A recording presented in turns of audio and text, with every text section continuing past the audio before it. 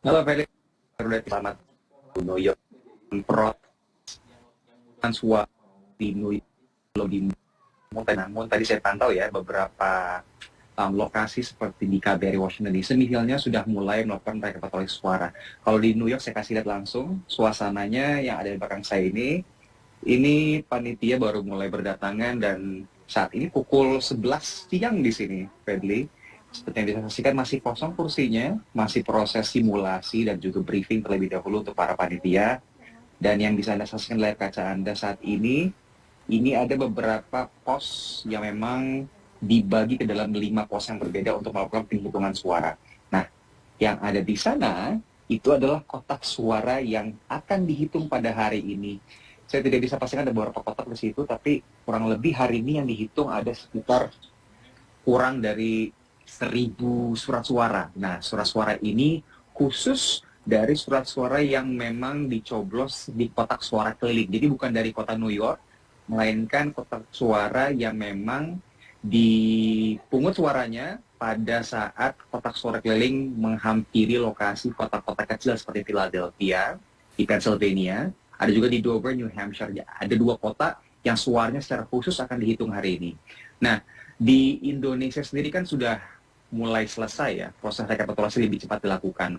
Beda kalau di Amerika Serikat cenderung lebih lamban karena memang kita nggak ada RT RW atau kelurahan kecamatan yang jumlahnya banyak seperti tanah air. Jadi memang terkonsentrasi di lokasi konsuler yang jumlahnya terbatas. Konsuler kan hanya ada perwakilan di beberapa kota besar saja termasuk kalau di New York, di New York City. Nah, di New York sendiri menangani lebih dari 12 negara bagian, 13 negara bagian ditangani, jadi banyak banget suara-suaranya, sementara warga negara Indonesia atau panitia yang terlibat jumlahnya sedikit.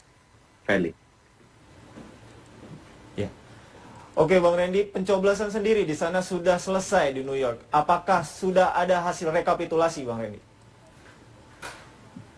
Nah, jadi kalau misalnya kita mau ditanya hasil rekapitulasi ataupun hasil hitung cepat atau quick count, belum bisa kita kabarkan sama sekali. Karena benar-benar beberapa jam lalu, mungkin 1 atau 2 jam yang lalu, proses penghitungan suara baru dimulai di Washington DC.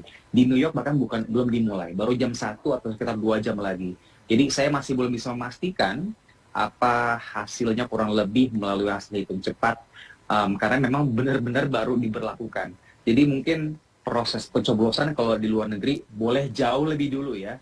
Seminggu lebih kita sudah mulai, tanggal 4 Februari udah ada kota-kota kecil yang mencoblos di sini. Kemudian di New York City tanggal 10 Februari kemarin. Tapi hasil rekapitulasinya cenderung lebih lamban dibandingkan yang di tanah air. Jadi kalau ditanya apakah ada hasil rekapitulasinya saat ini, jawabannya tentu belum. Kalau berbicara mengenai antusias warga sendiri untuk di New York, bagaimana, Bang Randy? Antusiasmenya kalau bisa saya gambarkan ya, hari Sabtu lalu ketika saya melaporkan dan mengobservasi dari pagi sampai dengan malam hari, saya bisa gambarkan atau analogikan ibarat seperti momen Lebaran. Karena ini benar-benar semua warga negara Indonesia yang memang merantau jauh dari tanah air bisa ketemu dalam momentum pesta demokrasi. Jadi walaupun pilihannya beda-beda ya, tapi benar-benar yang menyatukan atau mengeratkan para warga di Indonesia di sini adalah sense of belonging bahwa kita semua ini WNI. Jadi semua datang nyoblos untuk menggunakan hak suara mereka. Jadi ramai banget pada hari Sabtu kemarin di New York City, apalagi pada tahun ini ada sedikit perbedaan, Bentley. Biasanya nyoblosnya di KJRI, tempat saya berdiri saat ini, di pemilu-pemilu sebelumnya. Namun tahun ini kita nyoblosnya tidak di KJRI, tapi menyewa sebuah hall yang secara khusus disewa dengan lokasi estetik. Jadi ada pemandangan Manhattan begitu. Jadi kalau misalnya pemirsa mungkin bisa lihat gambar yang saya kirimkan ke produser Garuda TV sebagai insert untuk live ini, bisa dilihat bagaimana estetik pemandangan Manhattan dimanfaatkan oleh para pemilih yang datang ke sana untuk selfie dengan jari mereka yang ungu. Tapi sayangnya jari ungu yang dicoblos di New York tidak bisa digunakan untuk apply promo buy one get one seperti yang banyak terjadi di Indonesia pastinya kan. Berbicara mengenai kecurangan, apakah ada indikasi kecurangan untuk di New York sendiri? Kalau dari pantauan saya sendiri, di New York City saya melihat semua berjalan relatif lancar. kecurangan saya belum melihat atau mendengar laporan terkait dengan kecurangan terjadi di sini. Tapi kalau misalnya tanya apakah ada kendala, apakah ada protes, apakah ada bersih tegak antara pemilih dengan panitia, tentu ada. Ini bagian dari dinamika yang senantiasa terjadi ketika memang pilpres atau pileg terjadi di luar negeri khususnya. Karena kendala yang paling dominan terjadi adalah soal pendataan DPT.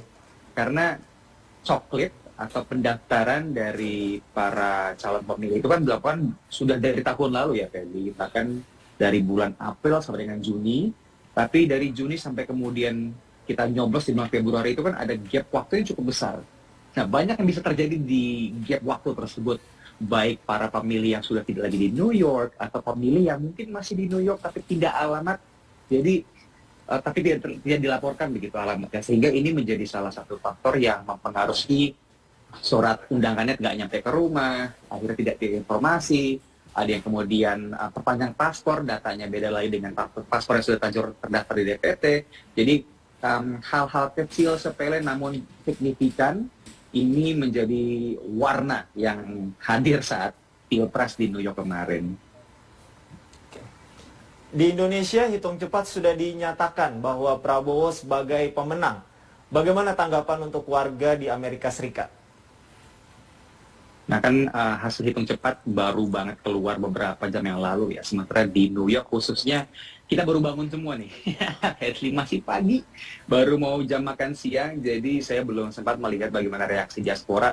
Kalau dari sekilas tadi ya saya melihat ketemu dengan panitia-panitia di sini yang akan melakukan rekapitulasi. Bahkan beberapa dari mereka belum mengetahui sudah hasil quick count di Indonesia. Karena memang kita kalau nyalain TV kan nggak bisa langsung melihat Garuda TV gitu ya. Jadi kita mungkin tidak seinformatif seperti teman-teman di tanah air perihal dinamika atau perkembangan dari Pilpres di sana.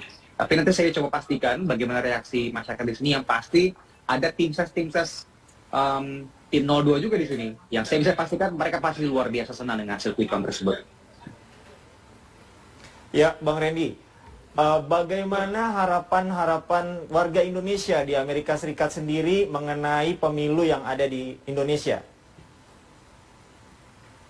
Saya banyak ngobrol dengan para pemilih terkait dengan apa sih harapan mereka soal pemimpin Indonesia.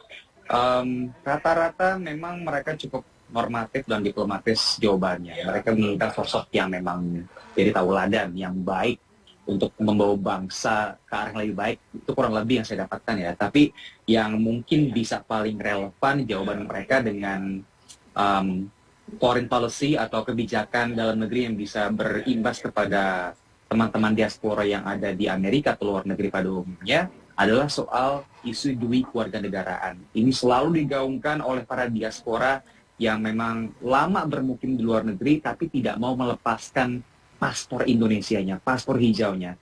Karena sampai dengan saat ini, Indonesia masih salah satu negara yang memang belum mengakui status dui kewarganegaraan. Dui kewarganegaraan sejauh ini baru bisa diberikan kepada anak hasil kawin campur dengan warga negara asing. Itu pun dia harus memilih ketika memasuki usia tertentu. Kalau nggak salah usia 18 atau 21, saya lupa. Tapi yang pasti impian terbesar bagi para diaspora di luar negeri ini adalah untuk bisa memiliki warga negara ganda yang cukup lumrah banget di sini, Fedli. Untuk warga Amerika di sini banyak banget mereka yang memang punya paspor 2 atau bahkan 3 karena memang negaranya memperbolehkan hak tersebut. Jadi ada warga Eropa yang juga warga negara Amerika di sini, ada warga Amerika Selatan atau Brazil yang juga adalah warga negara Amerika di sini. Tapi Indonesia masih belum memberikan possibility atau kemungkinan untuk hal itu terjadi. Ini menjadi impian yang terus digaungkan oleh para diaspora Indonesia khususnya di Amerika.